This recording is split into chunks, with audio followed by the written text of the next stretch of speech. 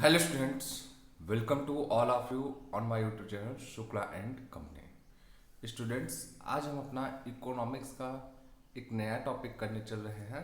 और याद रखिए, एक टॉपिक होगा कि छोटा है लेकिन बहुत ही ज़्यादा इम्पोर्टेंट टॉपिक है, बिकॉज इससे आपके एंट्रेंस एग्जाम में क्वेश्चंस आने की संभावना ज़्यादा रहती है। और बहुत ही इंटरेस्टिंग टॉपिक है, या हम कहें कि ये बहुत ही इजी टॉपिक है, क्योंकि ये हमारे दैनिक जीवन से जुड़ा हुआ है। वैसे हम लोग जो भी कॉमर्स में पढ़ते हैं, हमारे दैनिक जीवन से ही जुड़ी चीज़ें पाते हैं। ठीक, तो आज के टॉपिक को स्टार्ट करते हैं। उससे पहले आप क्वेश्चन सुनिएगा, जिसका आपको कमेंट बॉक्स में आंसर करना है। पहला क्वेश्चन आपका है कि exceptions of law of demand क्या है। दूसरा क्वेश्चन आपका है कि total utility and marginal utility के बीच का रिलेशन क्या है। ये दो क्वेश्चंस हैं जिनका आपको कमेंट बॉक्स में आंसर करना है। अब बढ़ते हैं आज के अपने टॉपिक की तरफ। आज का हमारा टॉपिक जो है वो है इनडिफरेंस कर्व। तो इनडिफरेंस कर्व होता क्या है, हम इस पे बात करते हैं। ठीक, an indifference curve shows a combination of two goods that gives a consumer equal satisfaction and utility. Means indifference curve एक ऐसा कर्व है जो दो गुड्स के बीच में रिलेशन बताता है। अगर हम कहें कि आप कभी भी दो वस्तुएं यूज कर रहे हैं, दो कमोडिटी यूज कर रहे हैं, उन दोनों कमोडिटी को एक साथ यूज करने से आपको क्या सेटिस्फेक्शन मिलता है या क्या यूटिलिटी मिलती है, उसके बीच के रिलेशन को बताता है। मीन्स जब भी आप कभी भी दो कमोडिटी यूज करेंगे तो वहाँ का जो सेटिस्फेक्शन रहेगा, जो यूटिलिटी मिल रही है आपको, वो पता चलता है इन डिफरेंट कर्व से। इससे एक चीज़ क्लियर होती है कि इंडिफरेंस कर्व की बात जब भी आएगी तो यहाँ पे आपकी जब भी कोई भी कंज्यूमर की बात होगी, वो दो कमोडिटी को यूज कर रहा होगा, क्योंकि यहाँ क्लियरली बोला गया है कि एक क्या करता है, दो कमोडिटी के बीच रिलेशन बताता है, कॉम्बिनेशन ऑफ टू गुड्स। ठीक, दूसरी चीज कि firstly the concept of IC curve is given by Edgeworth. Means अगर बात की जाए कि इनडिफरेंस कर्व का कॉन्सेप्ट किसने दिया, तो सबसे पहले याद रखिएगा एजवर्थ ने दिया। लेकिन साथ ही साथ आपको ये भी पता है कि बहुत सारे कॉन्सेप्ट आपके आते हैं इकोनॉमिक्स में या और भी सब्जेक्ट में, वो कई बार लोग दे देते हैं, लेकिन उतना पॉपुलर वो नहीं हो पाता, उतना विकसित नहीं हो पाता। तो ऐसे में इन डिफरेंस कर्व का हम कहें कि मेन जो विकसित करने का, पॉपुलर करने का काम किसने किया, तो credit for development goes to J R. Hicks and G D. Allen. तो यहाँ वाला है जो हम कहें कि थर्ड पॉइंट आपका है, इस सबसे ज़्यादा पूछे जाने वाला क्वेश्चन है इन डिफरेंट कर्व से रिलेटेड, कि इन डिफरेंस कर्व का कॉन्सेप्ट किसने दिया।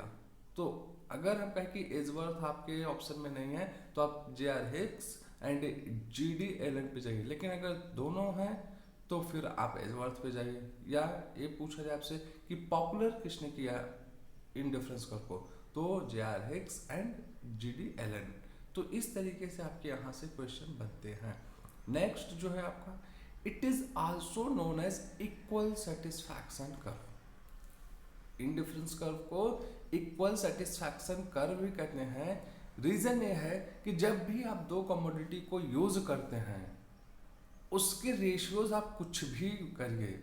मीन्स हम कहें कि अगर आप एक एप्पल यूज कर रहे हैं और दूसरा कमोडिटी आप मान लीजिए गुआवा मीन्स अमरूद यूज कर रहे हैं, तो इन दोनों में कि हम कहें आप रेशियो चेंज करिए कि 1 किलो एप्पल लीजिए, हाफ के जी अमरूद लीजिए, फिर हम कहें कि हाफ के जी एप्पल लीजिए, 1 kg अमरूद लीजिए।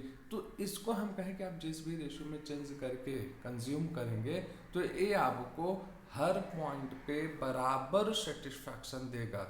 तो इसीलिए इंडिफरेंस कर्व को इक्वल सेटिस्फैक्शन कर्व भी बोला जाता है। मीन्स एक आईसी कर्व के किसी भी पॉइंट पे आप मूव करेंगे तो वहाँ पे आपको हमेशा सेटिस्फैक्शन लेवल जो रहेगा इक्वली रहेगा। ठीक, अब बढ़ते हैं अगले टॉपिक पे। इन डिफरेंस कर्व का कैरेक्टरिस्टिक्स, जो कि हम कहें कि काफ़ी ज़्यादा इम्पॉर्टेंट है। ये कैरेक्टरिस्टिक्स जो है ये भी अपने आप में हम कहें कि एग्जाम में क्वेश्चन लाने के बहुत ज़्यादा चांसेस बनाते हैं। इन डिफरेंस कर्व का पहला कैरेक्टरिस्टिक जो है slope downward from left to right. Means indifference curve का जब भी आप ग्राफ बनाएंगे तो ये वाई एक्सिस की तरफ से एक्स एक्सिस की तरफ डाउनवर्ड वे में स्लोप इसका रहेगा। आप देखेंगे 3 ग्राफ हमने दिखाने की कोशिश किया।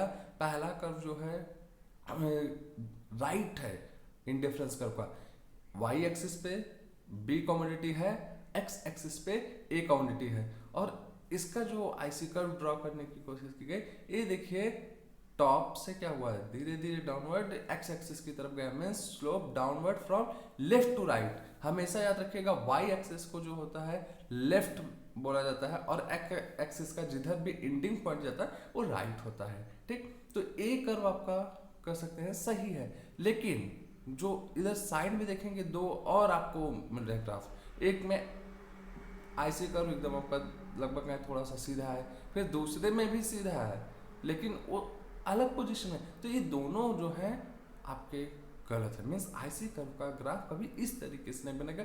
जो पहला आपका है, देखिए यहाँ पे मैंने लिख भी दिया राइट, तो ये हमेशा याद रखिए कि IC curve slope downward from left to right.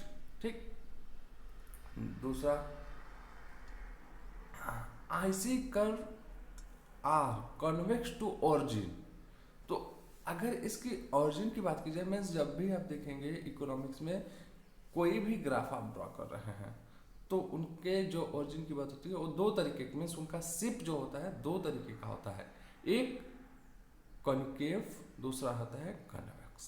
ठीक, तो आईसी कर्व का जो कर सकते हैं शेप होता है वो कॉन्वेक्स टू ओरिजिन, कि आप देखिए कि वाई एक्सिस की तरफ से धीरे धीरे डाउनवर्ड में आया है एक्स एक्सिस की तरफ। अगर यहीं पे हमका कॉन्केव की बात की जाए तो कॉन्केव जो होता है वाई एक्सिस की तरफ से जब आप अपवर्ड की तरफ जाते हुए फिर क्या करिए एक्स एक्सिस की तरफ आइए धीरे धीरे, तो कॉन्केव होता है। तो अगर इन डिफरेंस कर्व की बात की जाए कि इसका ओरिजिन कौन सा है, तो ये कॉन्वेक्स है। मीन्स देखिए आपको जो पहला वाला चार्ट दिख रहा है या पहला वाला जो ग्राफ दिख रहा है वो सही है, इन डिफरेंस कर्व के सही शेप को बता रहा है, जो सेकंड वाला है वो रॉन्ग है। ठीक, और पहले भी मैंने बताया कि एक्स एक्सिस पे एक कमोडिटी रहेगी, वाई एक्सिस पे दूसरी कमोडिटी रहेगी। यहाँ पे ऐसा इसलिए है बिकॉज इन डिफरेंस कर्व का डेफिनेशन ही बताता है कि it combination of 2 goods, means आपका इन डिफरेंस कर्व 2 कमोडिटीज के कॉम्बिनेशन का रिलेशन बताता है। तो हमें एक्स और वाई एक्सिस पे दोनों जगहों पे एक एक कमोडिटी पता चलती हैं या मिलती हैं जिनका रिलेशन इन डिफरेंस कर्व बताता है। ठीक, next, every indifference curve of right side represents higher level of satisfaction. ठीक, अब बात की जाती है कि अगर आपको एक ही ग्राफ में कई सारे इंडिफरेंस कर्व मिल जाए, जैसा देखिए मैंने यहाँ दिखाने की कोशिश की IC curve 1, IC curve 2, IC curve 3, तो इनके बीच में आप क्या रिलेशन स्टैब्लिश कर सकते हैं। तो यहाँ पे बोला गया है कि every IC curve of right side represents higher satisfaction level. या इस तरीके से आप कर सकते हैं कि जब आप कभी भी किसी ग्राफ पे एक से अधिक आईसी कर्व ड्रॉ किए हैं तो जो ऊपर वाला आईसी कर्व रहेगा वो कंपेरिजन टू नीचे वाले आईसी कर्व से ज्यादा सेटिस्फैक्शन बताएगा। मीन्स यहाँ पे IC1 एंड IC2 की बात की जाए तो आईसी कर्व 2 जो है ये IC1 से ज्यादा सेटिस्फैक्शन आपको बताएगा, लेकिन IC3 एंड IC2 की बात की जाए तो IC3 कर्व जो है वो आपका ज्यादा सेटिस्फैक्शन देगा इन कंपेरिजन टू IC2। तो हमेशा जो भी हम कहें कि ऊपर वाला आईसी कर्व रहेगा अपवर्ड साइड वाला, वो आपको हायर सेटिस्फैक्शन इंडिकेट करेगा। ठीक, next, IC curve never intersect each other, means दो आईसी कर्व कभी एक दूसरे को किसी भी पॉइंट पे टच नहीं करेंगे या एक दूसरे को कट नहीं करेंगे। यहाँ पे देखिए आपको दिखाया गया कि पहला ग्राफ कि जहाँ पे दो आईसी कर्व के बीच में गैप है, एक दूसरा है कि जहाँ पे देखिए कि आईसी कर्व दिए गए हैं लेकिन एक दूसरे को एक ऐसे पॉइंट पे टच कर दे रहे हैं, तो एक दूसरा वाला गलत है, पहला ग्राफ आपका सही है। मीन्स आईसी कर्व किसी भी पोजीशन पे एक दूसरे को टच नहीं करने वाले हैं, क्योंकि जब भी आप रेशियोज बनाएंगे कभी भी किसी भी कमोडिटीज का, वो रेशियो कभी ऐसा नहीं बनेगा कि मीन्स एक आईसी कर्व दूसरे आईसी कर्व को इंटरसेक्ट कर जाए, ऐसा कभी नहीं होता है। ठीक, नेक्स्ट,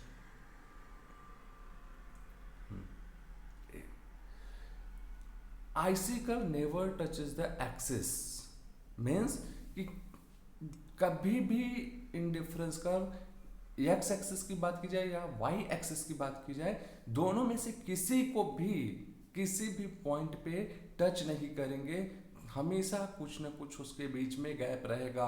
हम कहें कि 0.1 mm गैप रहेगा, लेकिन रहेगा। यहाँ पे देखिए दो ग्राफ आपको दिखाने की कोशिश किया हूँ कि एक में क्या है कि इंडिफरेंस कर्व जो है वो वाई एक्सिस और एक्स एक्सिस के थोड़ा सा हट के है, मीन्स दोनों के बीच में गैप है।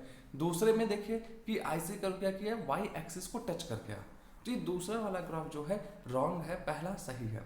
अब ऐसा क्यों, इसको समझने की कोशिश कीजिए कि यहाँ पे बोला गया दो कमोडिटी रहेंगी, इंडिफरेंस कर्व हमेशा दो कमोडिटी के बीच में ही बात करेगा।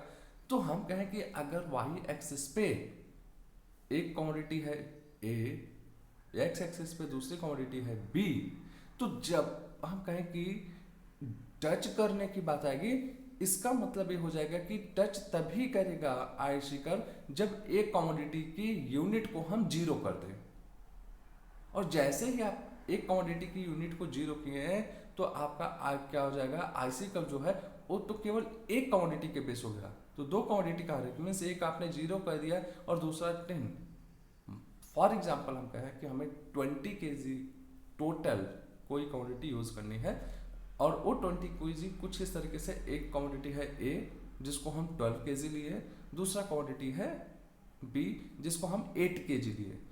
अब 12 kg और 8 kg दो कमोडिटी है, या हम कहें कि 18 kg 2 kg अभी भी ये दो कमोडिटी हैं, 19 kg 1 kg अभी भी ये 2 कमोडिटीज है, लेकिन ये कहिए 20 kg और जीरो, तो जीरो जैसे आप कह देंगे ये दो कमोडिटी अब नहीं रहेंगे, क्योंकि एक को तो आपने खत्म कर दिया, और जैसे ही एक को जीरो करेंगे तो उस परिस्थिति में आईसी कर्व आपका एक्स या हम कहें वाई दोनों में से किसी भी एक एक्सिस को टच कर देगा जिस कमोडिटी को आप जीरो किए रहेंगे, और तब हम कहें कि वो दो कमोडिटी के बीच का रिलेशन नहीं बताएगा।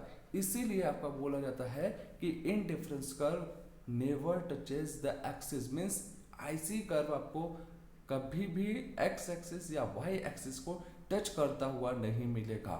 तो ये आपके कैरेक्टरिस्टिक्स या कह सकते हैं कि आईसी कर्व की प्रॉपर्टीज रही, और आईसी कर्व के बारे में थोड़ा सा जानकारी रहा जो कि हम कहें कि आपके एग्जामिनेशन पॉइंट ऑफ व्यू से इम्पॉर्टेंट है। आई होप आपको समझ में आया होगा। अगर कहीं पे कोई भी डाउट्स होगा तो आप लोग ज़रूर पूछ लीजिएगा, और साथ ही साथ ध्यान दीजिए कि जो मॉक टेस्ट का इन्फॉर्मेशन आपको मिला है तो आप लोग उसके लिए जल्द से जल्द अपना रजिस्ट्रेशन करा लीजिए, या जो आपके फ्रेंड हो उनको भी बोल दीजिए कि कराना चाहें तो करा सकते हैं, बिकॉज मैंने दिया है लिमिट 100। होंगे या नहीं होंगे ये बात की बात, लेकिन अगर परिस्थितियाँ बनेंगी तो 100 से ज़्यादा रजिस्ट्रेशन मैं नहीं लेने वाला हूँ। Okay, thank you everyone.